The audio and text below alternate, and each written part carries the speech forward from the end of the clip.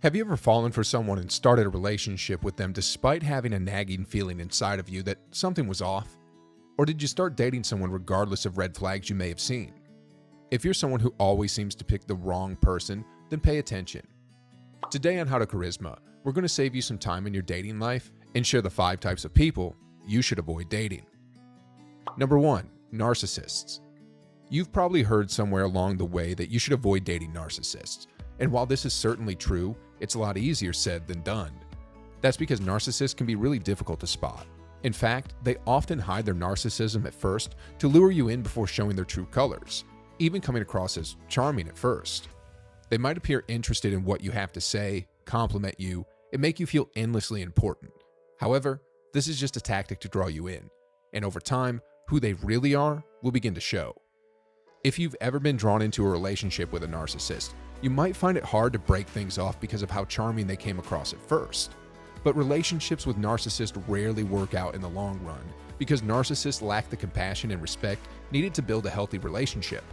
Instead of thinking about a relationship as someone that involves 2 people, they typically think about how it can benefit them and only them. This leads to a one-sided partnership, where you might find yourself spending all of your time trying to make your partner happy rather than this being a two-way street. So how do you spot a narcissist in the first place? There are a few key signs to look out for. 1 is being self-absorbed. While on the first few dates together, this person may seem interested in you, but over time, they might begin to appear less and less engaged in what you have to say and continuously steer the conversation back to themselves. 2. Narcissists don't often have many close friends. If the person you're dating doesn't have a circle of friends to introduce you to, or if you meet their friends and realize they barely know each other, this is a red flag. Finally, narcissists lack empathy. If the person you're dating appears to lack empathy in their encounters with others, or even with you, it's time to take a step back. Let's look at the next type. Number 2, silly putty. Do you remember silly putty? The stretchy, flexible toy that you can mold into any shape that you wanted. While these qualities make it fun to play with, they're not qualities you want in a partner. While being flexible is important in any relationship, if the person you're dating doesn't have their own opinions and just goes along with whatever you want, it's a sign that the relationship isn't meant to be. Remember, relationships are meant to challenge and encourage growth in each individual, and in the relationship as a whole. But if your partner always lets you pick everything from which restaurants to eat at, to whose friends to hang out with, or even bigger things like asking you to make decisions for them on things like college major or career path, this is a warning sign. While it might seem fun at first to have a partner who lets you make the decisions, over time, this will only lead to boredom and lack of growth in both of you as individuals and as partners. What you do want is a partner who is flexible yet confident in their own opinions. For instance, they might not care as much as you do about what type of food to eat, so most of the time they will let you pick the restaurants you eat at or the places you order from. But they also have their own preferences and stand strong in their own opinions about other things, even if these preferences and opinions conflict with yours. Number 3, controllers. Where were you? Who were you with? Why were you gone so long? These might be some of the things a controlling person asks if you do something as simple as go out to drinks with coworkers after work or grab a coffee with a friend from class. While it's important to be open and honest in your relationship, there's a big difference between honesty and controlling behavior that shows little signs of trust. A controller is someone who lacks trust, and trust is one of the keys to a successful relationship. Because of this, it's difficult to have a successful relationship with a controller. There are a couple of different ways this personality type can manifest. The first is by what we just mentioned, a lack of trust. If you were gone for a few hours because you grabbed lunch with a friend, your partner might demand to know where you were and who you were with. When you tell them, they might not believe you and insist that you show them a picture to prove that you were really together.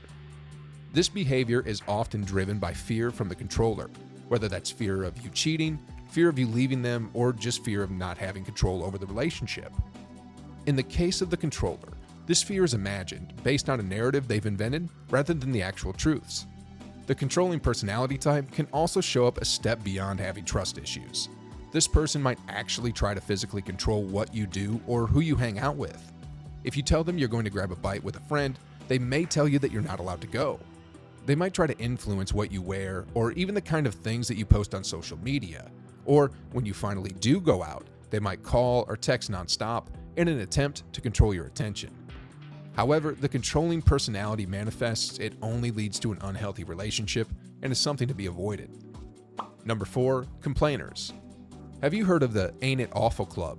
This is a term used by self-help gurus such as Tony Robbins and Jack Canfield to describe people who constantly complain, but don't do anything to improve the things they complain about.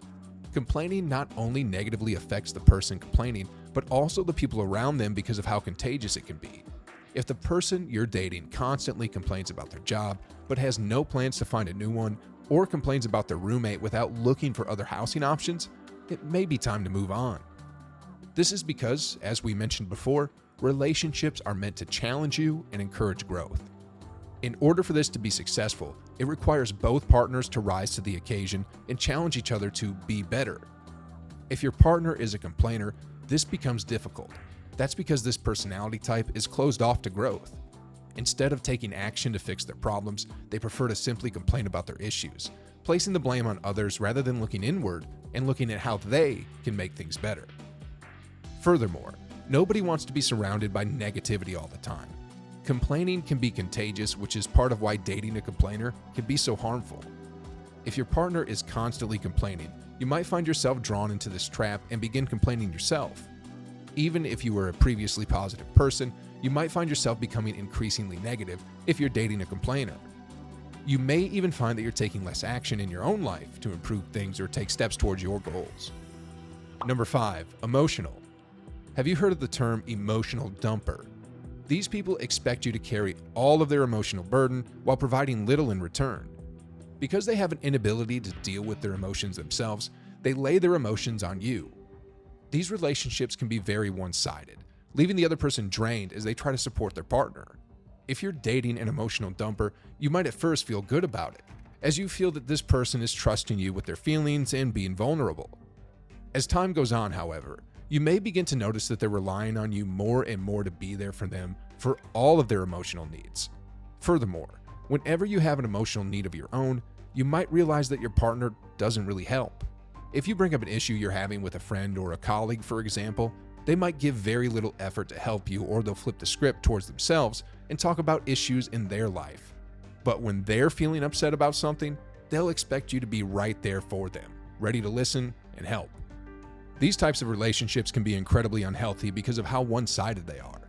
And as we've said before, relationships are a two-way street and require investment on the part of both partners in order to be successful. So there you have it, 5 types of people you should avoid dating. Let us know in the comments if we missed anything. While you're there, let us know what topics you'd like covered next. As always, thanks for watching How to Charisma. Don't forget to like and subscribe.